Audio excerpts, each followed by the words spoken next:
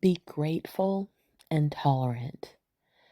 I just posted yesterday about the Ryan Davis interview, and what's interesting to me now is I've listened to a lot of different commentary on it.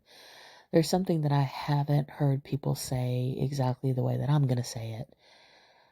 I think that what we see in part of that interview is a mentality of patriarchy.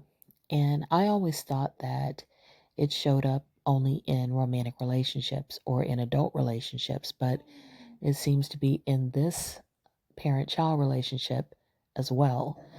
Sometimes you'll hear men say that, man, why couldn't she just, tolerate things? Why couldn't she just be like her mother or her grandmother and put up with things? Why did she actually have to say that she was done, that she was pulling away, that she was expecting more? Because I didn't expect that, and it broke me. And I felt betrayed and let down. And where's the loyalty? you know, what about me? What about my feelings? And sometimes they're talking about cheating. Sometimes they're talking about working hard and putting no time into the relationship.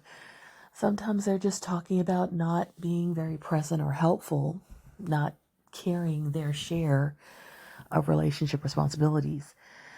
But his attitude towards his 10-year-old daughter pulling away from him and him feeling like she was treating him like an ATM, it really does reflect this idea of, why didn't she just tolerate my absence without me having any consequences?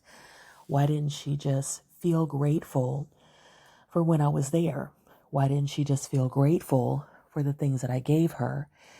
And the attitude behind that is that sometimes patriarchy tells us that having a man, I remember growing up, you had those songs, where women were saying, I know I said I was leaving, but a piece of a man is better than no man at all.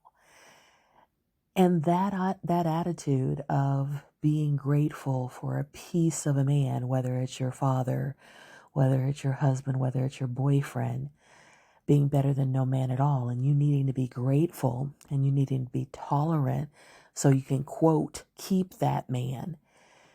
That whole idea that it's a woman's responsibility or even a child's responsibility to keep a man by being grateful, by being tolerant, by sacrificing her needs, her wants, her feelings, kind of shows up in this interview to me, because really he's putting himself first at the